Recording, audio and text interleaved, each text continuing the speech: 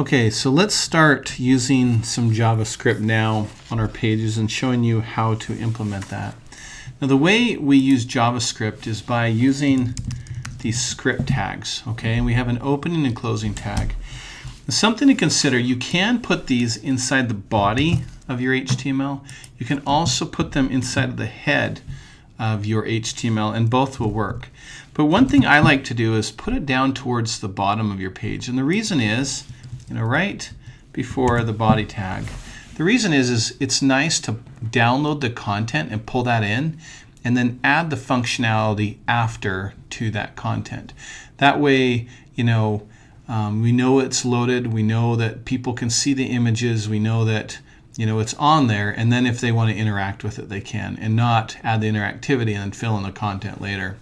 So I'm going to put these down at the bottom, which is fine, and just write some JavaScript in here. So one that's very simple is an alert, right? And we could say hello world, and the way we write JavaScript is we'll add, write some kind of selector or function or something, and then we end every line with a semicolon. And again, those have to be between the two script tags. Let's go back and refresh this, and you can see when I pull up the page it says hello world. Now we do notice though that that comes in and then causes us to hit OK before it keeps going. Let's show you one other way we can do this. Is we can use script, and then we can say source equals, and just like we would use an external style sheet, we could say something like script.js. Okay. Let's take out that hello world, and let's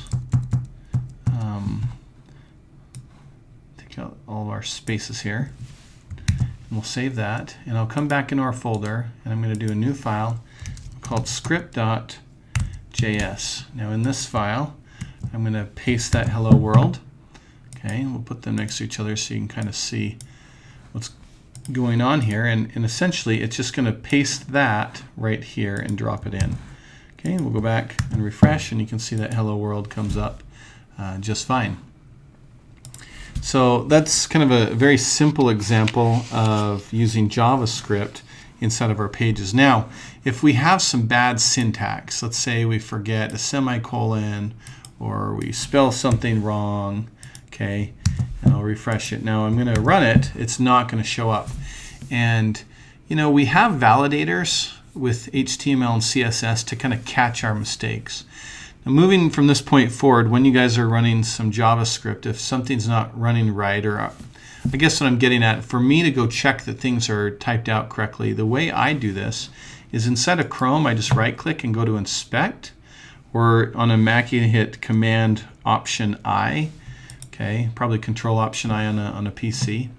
And we can look at some of this code here that's being run, and we can look to see our JS code is here running as well. Now inside of Chrome, they do have this option here called console. If you don't see it, click this little arrow, and it should be in part of this right here. When I click on it, you'll see uncaught reference error ALLERT is not defined, and it's inside my script.js file and line 1. And that just is kind of an indicator to know that on that specific line I have some kind of problem.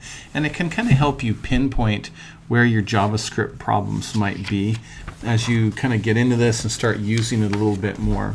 So that's a simple example of using JavaScript on your page and putting it inside the body somewhere, or if you want inside of some head tags somewhere if you want.